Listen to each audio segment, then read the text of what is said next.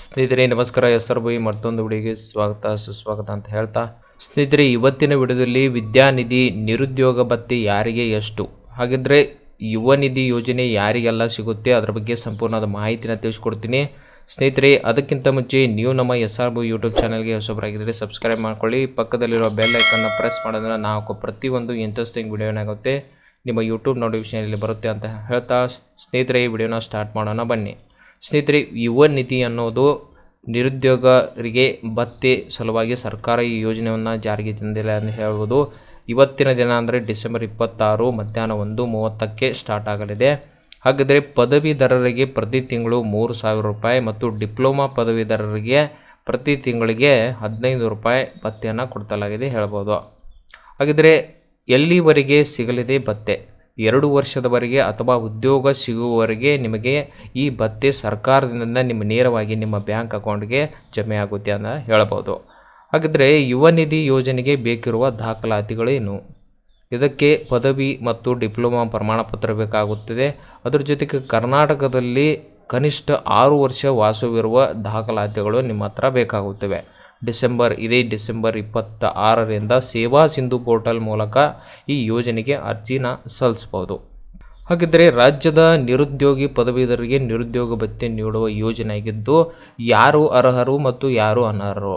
ಯಾರು ಅರ್ಹರಂದರೆ 2023ರಲ್ಲಿ ಪದವಿ ಡಿಪ್ಲೊಮಾ ಪದವಿ ಪಡೆದು 6 ತಿಂಗಳಾದರೂ ಕೂಡ ಅವರಿಗೆ ಯಾವುದೇ ರೀತಿ ಉದ್ಯೋಗ ಪಡೆಯದ ನಿರುದ್ಯೋಗಿ ಪದವೀಧರರು ಈ ಯೋಜನೆಗೆ ಅರ್ಜಿನ ಸಲ್ಲಿಸಬಹುದು.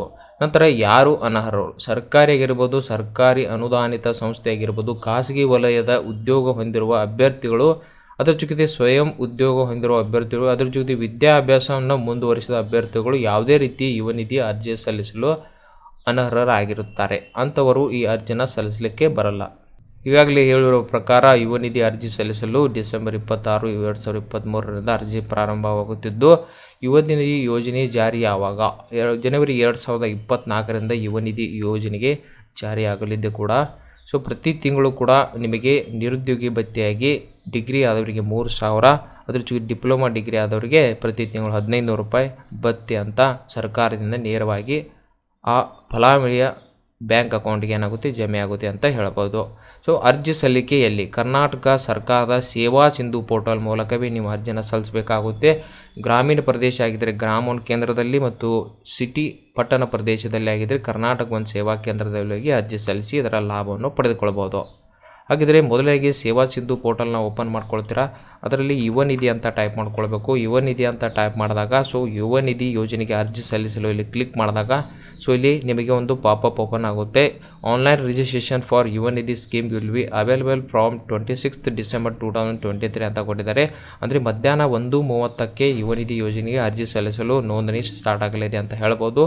ಸ್ನೇಹಿತರೆ ಇದರ ಲಾಭ ಪಡೆಯಲು ನಿಮ್ಮ ಹತ್ತಿರದ ಸೇವಾ ಕೇಂದ್ರಕ್ಕೆ ಹೋಗಿ, ಅಂದರೆ ಕರ್ನಾಟಕ ಒಂದು ಸೇವಾ ಕೇಂದ್ರಕ್ಕೆ ಹೋಗಿ ಅರ್ಜಿ ಸಲ್ಲಿಸಿ ಇದರ ಲಾಭವನ್ನು ಪಡೆದುಕೊಳ್ಳಬಹುದು. ಸ್ನೇಹಿತರೆ ಇವತ್ತಿನ ವಿಡಿಯೋದಲ್ಲಿ ಯುವ ನಿಧಿ ಯೋಜನೆ ಬಗ್ಗೆ ಸಂಪೂರ್ಣವಾದ ಮಾಹಿತಿನ ತಿಳಿಸ್ಕೊಡ್ತೀನಿ.